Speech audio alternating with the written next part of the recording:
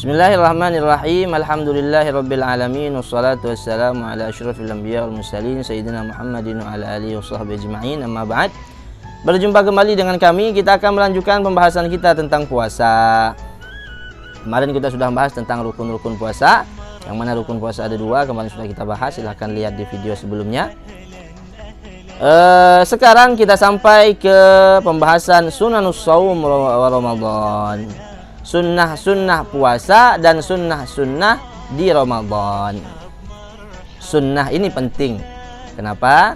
Karena kadar kedekatan orang dengan Rasulullah, kadar cintanya seseorang dengan Rasulullah itu diukur dengan seberapa semangat dia melaksanakan sunnahnya Nabi, seberapa giat dia melakukan sunnahnya Nabi. Jadi sunnah-sunnah ini jangan diremehkan, karena tanda cinta kepada Rasulullah SAW adalah dengan melaksanakan sunnah-sunnahnya, melakukan apa yang pernah dilakukan oleh Nabi SAW. Itulah tanda cinta yang sebenarnya. Jadi kita sekarang akan membahas tentang sunnah shaum atau sunnah-sunnah puasa. Yang pertama, apa sunnah puasa? Ta'jilul fitr, bersegera berbuka. Ta'jilul fitr idza tayaqqanal ghurub, mengsegerakan berbuka puasa ketika dia sudah yakin sudah masuk waktu maghrib, sudah tenggelam matahari. Jangan masih ke sana, masih ke sini, masih begini, masih begitu. Tapi sunnahnya yang dilakukan oleh Rasulullah ketika seseorang berpuasa, ketika sudah terbenam matahari dan sudah dikumandangkan azan maghrib, maka sunnah bersegera untuk berbuka puasa. Oh, saya kuat Ustaz, nggak apa-apa, saya buka puasa nanti aja. Itu bukan pekerjaan Rasul, itu bukan sunnahnya Nabi Muhammad SAW. Ustaz, saya kuat tapi Ustaz, saya nggak haus, saya nggak lapar, saya nanti aja habis tarawih baru makan baru minum. Memang ente kuat, tapi itu bukan sunnah Rasul SAW. Rasulullah menganjurkan kita untuk segera berbuka ketika sudah terbenam matahari. Jadi ketika kita bersegera, maka ketika itu kita mendapatkan pahala. Kenapa? Karena kita mengikuti sunnah Rasul sallallahu alaihi wasallam. Bi khilafi ma idza syakka fayajibu alaihi ay ya'mal bil ihtiyat wa yuakhir al fitr. Berbeda ketika seseorang itu ragu.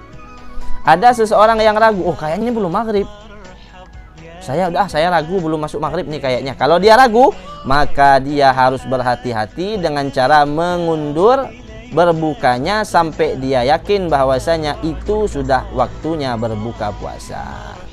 Kalau orang yang sudah yakin harus cepat-cepat berbuka. Tapi bagi orang yang tidak yakin, maka harus dia mengundur waktu berbukanya sampai dia yakin.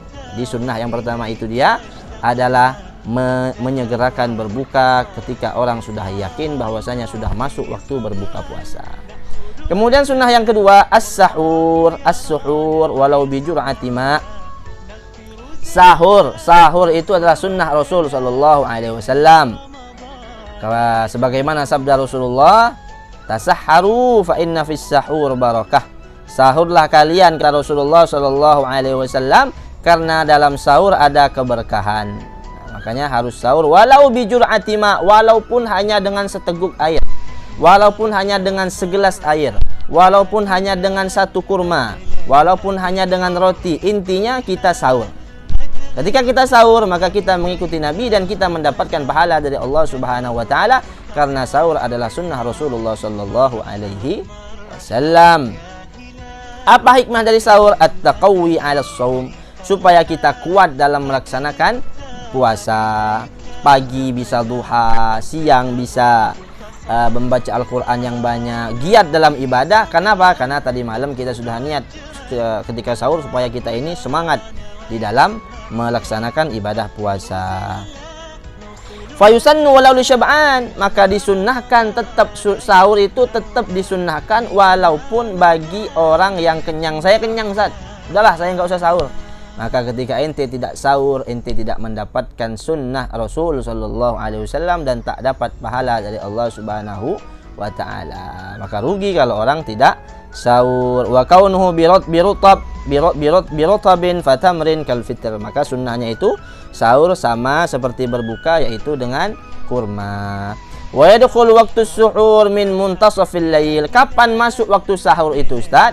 masuk waktu sahur ketika sudah masuk pertengahan malam sekitar jam 12 atau jam 1 malam, itu sudah masuk waktu sahur. Ketika kita makan jam 10 malam, ketika kita makan jam 11 malam dengan niat kita sahur supaya nanti malam enggak sahur lagi, maka di situ kita tidak mendapatkan sunnah Rasul. Kenapa? Karena sahur itu masuknya setelah lewat daripada pertengahan malam. Maka ketika orang makan jam 10, jam 11 dengan niat sahur, maka dia tidak mendapatkan pahala sahur.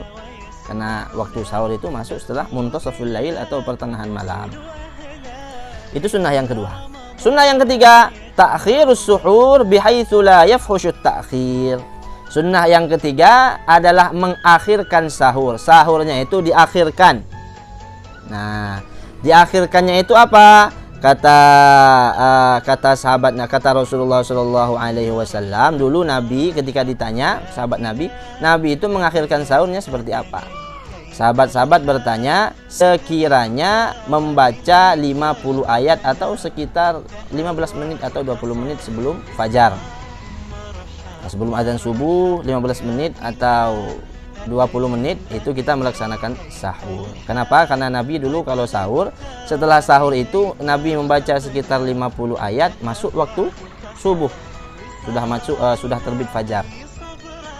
Jadi sunnah ketika sahur diundur sahurnya atau diakhirkan sahurnya 15 menit atau 20 menit sebelum azan subuh, sebelum terbit fajar, itu sunnah.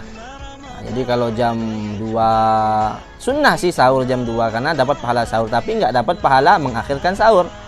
Jadi sunnahnya itu mengakhirkan sahur sebagaimana yang dilakukan oleh Rasulullah Shallallahu Alaihi Wasallam. Jadi ini dia sunnah-sunnah sahur dan harus kita perhatikan supaya kita mendapatkan pahala double dari Allah Subhanahu Wa Taala. Karena pahala kita di setiap bulan Ramadan itu dilipat gandakan oleh Allah Subhanahu Wa Taala, berbeda dengan bulan-bulan yang lainnya. Maka harus kita jaga sunnah-sunnah ini selain karena ingin mendapatkan cinta Nabi biar semakin dekat dengan Rasul karena mengikuti apa yang dilakukan Rasul, juga karena ingin mendapatkan pahala yang luar biasa dari Allah karena bulan ini adalah bulan bonus dari Allah, bulan promo dari Allah. Semua yang kita kerjakan akan dilipat gandakan oleh Allah, berbeda dengan bulan yang lainnya. Mudah-mudahan kita bisa melaksanakan sunnah-sunnah Nabi ini sehingga kita mendapatkan cinta Rasul Sallallahu Alaihi Wasallam. Insyaallah akan kita sambung. Karena ini sunnah-sunnahnya banyak, jadi terlalu panjang, jadi kita sambung di video yang selanjutnya insyaallah. Mudah-mudahan yang sedikit ini bermanfaat, mudah-mudahan bisa dimengerti. Bagi yang tidak mengerti silahkan komen, nanti akan kami jawab dengan jawaban yang jelas insyaallah. Mudah-mudahan yang sedikit ini bermanfaat. Wassalamualaikum warahmatullahi wabarakatuh.